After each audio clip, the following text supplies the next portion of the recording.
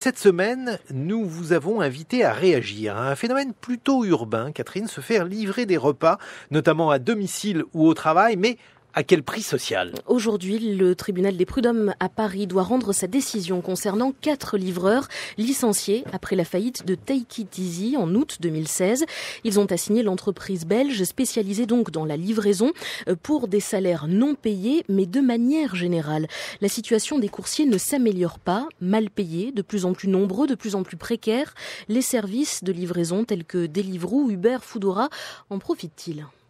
Mais ce qu'on a très peur, c'est qu'ils augmentent énormément les places et du coup on se retrouverait avec beaucoup trop de livreurs. Comme on est payé à la course, ça leur coûterait rien. Et nous, là, notre salaire, au bout d'un moment, on pourrait plus s'en sortir. Vous venez d'entendre Maël, 29 ans. Il travaille comme coursier pour plusieurs entreprises depuis 1 an et demi à Bordeaux. Et c'est vous qui l'avez rencontré, François-Pierre Noël, bonjour. Bonjour. Les livreurs ont déjà manifesté leur colère contre leur précarisation cet été.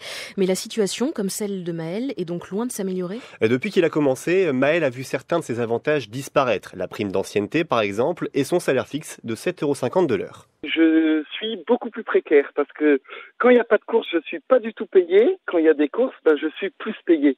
Donc en moyenne, je suis autant payé, mais sauf que les salaires fluctuent énormément en fonction des commandes. Et maintenant, on peut être payé 0 € de l'heure. Si on n'a pas de course, on n'est pas payé. Et quand il faut manifester pour défendre leurs droits sociaux, rassembler tous les livreurs, c'est compliqué.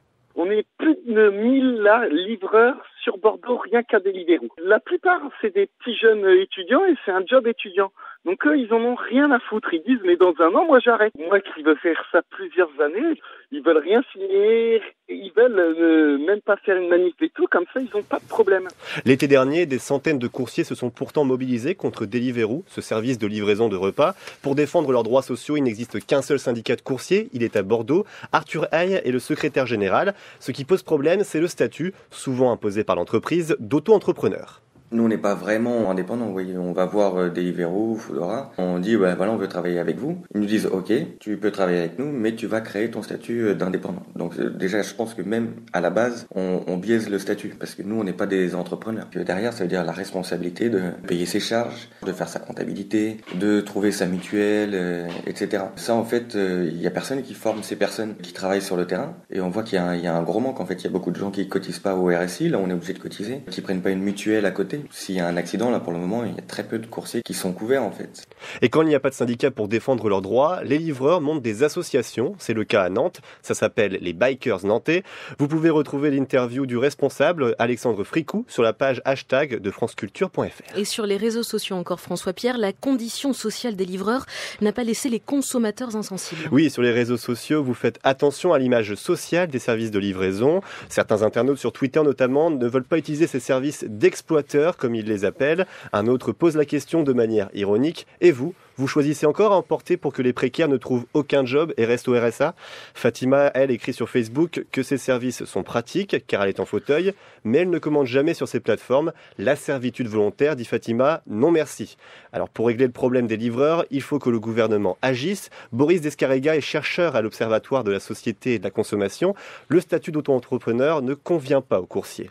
Il faudrait créer un statut intermédiaire, qui serait un statut d'indépendant, mais qui reconnaisse que c'est pas un statut d'indépendant comme une entreprise, qui reconnaisse qu'il y ait certaines responsabilités qu'a pas actuellement l'employeur quand il emploie un indépendant. Je pense que c'est ça la solution. Notamment sur les questions d'assurance chômage, d'assurance maladie et de tout ce qui est lié à l'environnement, de l'équipement de travail. On compte environ plus de 10 000 livreurs en France. Le marché de la livraison est en plein essor et attire les start-up françaises. À Lyon, par exemple, la société Baguette à bicyclette a multiplié son chiffre d'affaires par 10 en 8 mois. Sa cofondatrice nous parle de son projet sur la page hashtag de franceculture.fr. François-Pierre Noël, merci. C'est vous qui signez cette semaine le hashtag livré à quel prix social ?